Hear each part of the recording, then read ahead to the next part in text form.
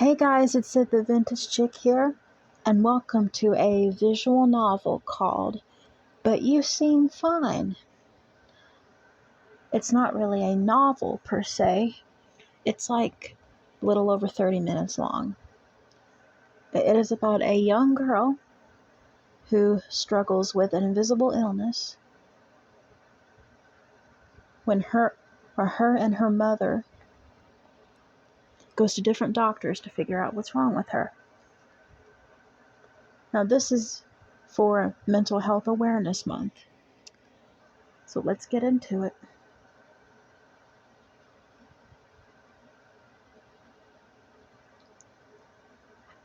Don't really need audio.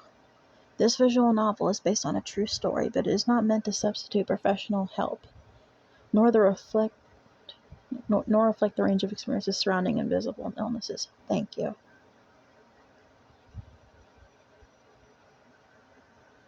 Oh, this isn't fair. Now, I will try to read this to you. I will try. This isn't how it's supposed to be. Why can't I find some answers? Chapter 1. Now, I'm going to try to do one video per chapter. Now, here's our character. You awaken in your bedroom. The sun is shining in through the window. It's just another Monday. Your computer is sitting beside you on the bed, still open to the paused screen from the night before. Oh, must have fallen asleep watching the new season of Super Space Sailors, a documentary on genes and cloning, or performance by Yo-Yo Ma. New season of the Super Space Sailors. The plot has been lagging since Captain Umiko Itami of the Global Defense Squad bit the dust last season, but you never thought you would actually fall asleep during an episode. You rub some of the sleep from your eyes and head downstairs before you're even later than you already are.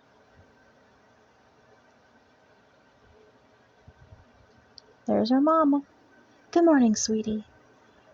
If you had slept any longer, I would have left you to fend for yourself. But since I have some time to spare before heading off to work, what would you like for breakfast? Bacon and eggs. Excuse me, Ray Kim, aren't you forgetting something? Please, would you do me the absolute honor of preparing me breakfast, dearest mother? Sassy. Okay, save the dramatic language for the theater, but thank you. While Mom prepares breakfast, you pack your lunch for the day. Looks like the only option is leftover tikka masala. I'm sorry if I butchered that. Yummy. Mom sets your bacon and eggs on the table, and you shovel it down before handing out the door for school.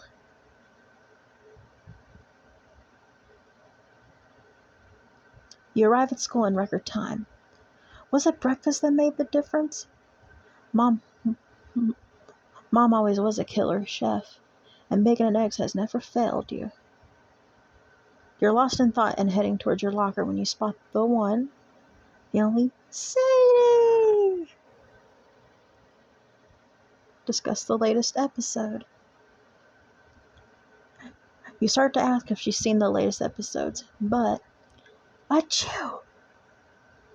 Sorry, hope I'm not coming down with anything. Hey, I love you, but keep your distance, okay?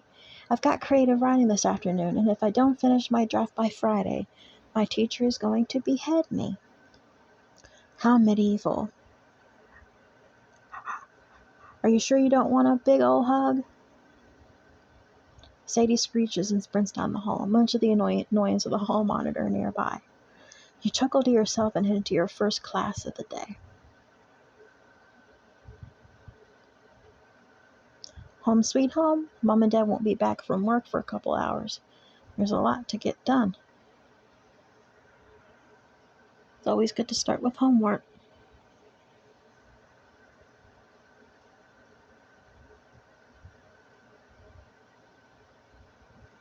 Maintaining good marks does not come without effort. You think you heard someone say that at some point. Regardless, you dive headfirst into some worksheets for today.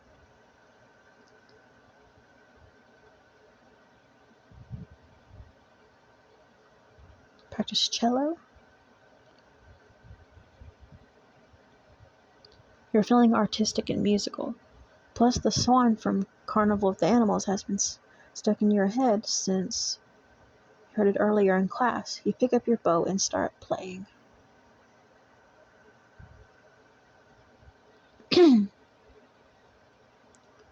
Play some soccer. It seems like forever since you kicked around the soccer ball in the garage. Maybe it's time to dust off some of those doorman skills from middle school. Besides, getting outside is good for the body and the mind.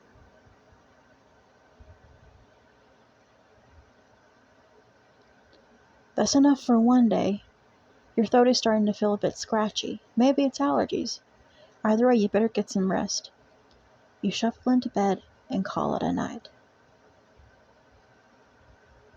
Oh, you wake up the next morning totally unable to breathe.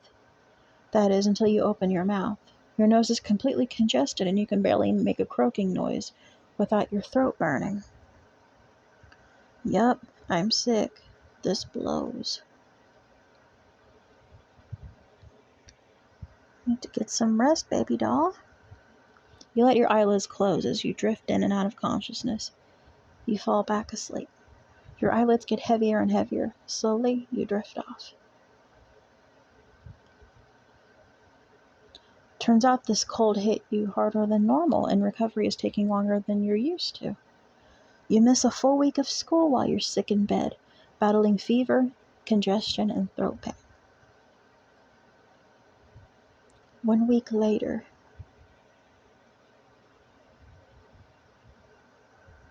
she looks better. You finally feel well enough to come back to school. You're excited to be back in the swing of things. You missed orchestra, you missed drama club, and most of all, you missed your friends. Speak of the devil, there's Sadie. Be dramatic, talk schoolwork, or brush off. Dramatic. Sadie, my friend, my one and only, I never thought I'd see your face after touching the cold nightmare of death. Okay, your majesty. I know you're just kidding, but I seriously thought you died. Where have you been? You explain how the last week of your life has been spent battling sickness in your bed. Your only contact with the outside world when your mom will come in to give you medicine and soup. Yikes! You aren't still contagious, right? No, I haven't felt sick since Friday. I tried to text you, but I kind of lost my phone in a wad of tissues. Ray, that is disgusting, but you're really better? Yeah, although... What? Nothing, I just wish I wasn't so tired. You go to the rest of your classes for the day, eager to catch up on schoolwork.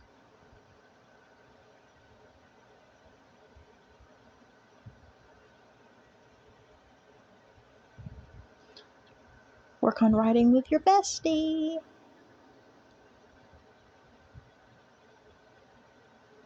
You travel the familiar path to Sadie's house and set up shop with her at her dining table.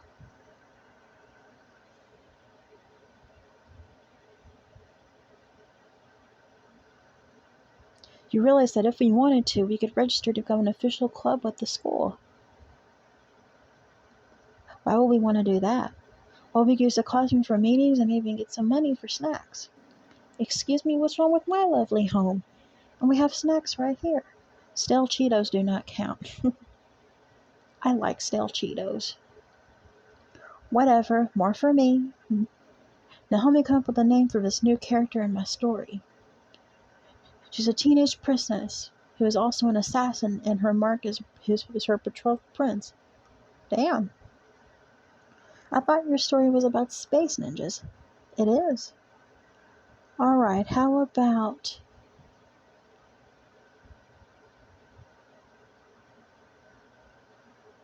Ray. Cute. I guess it will do, but normally, my rule is no self-inserts. The two of you laugh and work on your stories until it's late and you're both tired.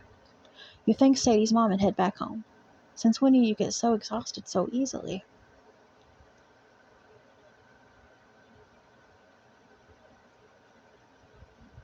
Hmm. When you wake up the next morning, you're stuffy, have a fever and incredible headache. How are you sick again? You just got better, but it looks like the sickness is back for round two. I would give anything to stay in bed longer. There's a knock at your door. After a short pause, Mom comes in. I know you're not still in bed. It's nearly time for me to go to work. Mom, please. Ray, you're not looking so hot. I don't feel 100% better. It looks like that cold decided to stick around a little longer. Stay home. I'll call the store and get you excused. It's better to sleep and let this bug pass. You want to argue, but you have tons of schoolwork and a million club responsibilities. But the thought of going back to sleep is just too tempting. Thanks, Mom. Mom smiles back and heads to the hallway. You fall asleep once more.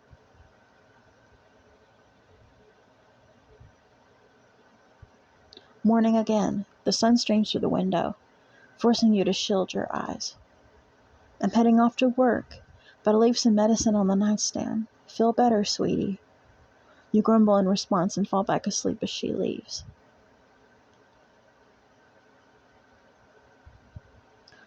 Oh. You wake up groggy and tired. You are very disoriented. You have no idea how much time has passed or how long you've been asleep. It seems late. Check your phone, call your mom. Maybe go to the bathroom. Let's try that. You look at yourself in the mirror. There are huge bags under your eyes. Wash your face. You turn the tap on cold and splash some water on your face. You look at yourself again. You don't feel refreshed. You frown and head downstairs. Your stomach is grumbling. You're not quite sure when you last ate. Sit down. We have some leftovers from dinner. Would you like me to reheat them? You nod. Mom pulls out a plate and uncovers it before popping it in the microwave. You stare blankly in the distance. Mom places the plate in front of you, then leans against the counter, watching as you start to eat. She's clearly concerned. Thank you. You finish your food and get up to leave the table, but before you go, you glance back around. I love you. Aw. You head back upstairs and go back to bed.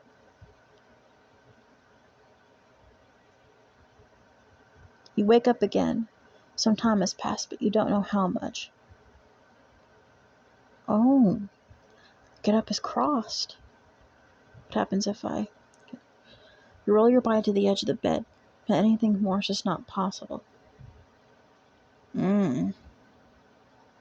Waking up again, you realize you're no less tired than when you last slept. You have no clue how long you've been asleep. Sleep.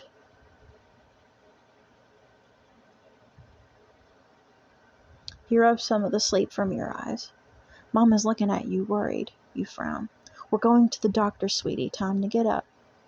You grumble. She helps you get dressed, and you stumble into the car. The first doctor. You and your mom are at the doctor's office, here to see your primary care physician, Dr. Harris. What brings you in today? Mom explains. The getting sick, the endless sleeping, the suddenness of it all. Well, I'll do some checkups and see if anything's wrong. As you open your mouth, say, ah, check. He checks your eyes, your ears, your nose. He pulls out a stethoscope and listens to your heart. He listens to you cough. He listens to you breathe. He takes your temperature. He tests your reflexes. He takes your blood pressure.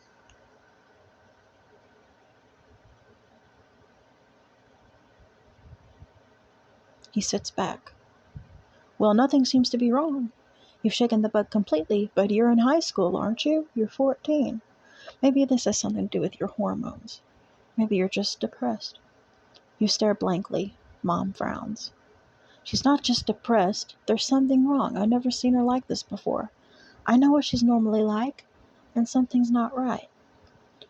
He sighs and scribbles something onto a pad of paper. He rips off 2 sheets. Here are 2 prescriptions, one for birth control, one for antidepressants. Maybe she'll get better.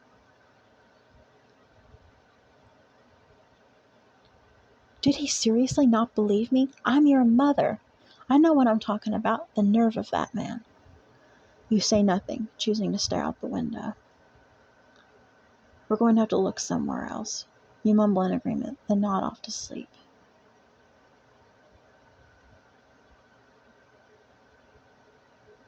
Oh, chapter 2? All right.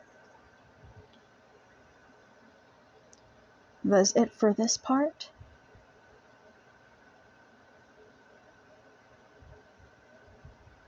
Try to pause it here. Okay. That's the end of part 1, or chapter 1. Thank you all so much for watching, and I will see you in the next one. Peace.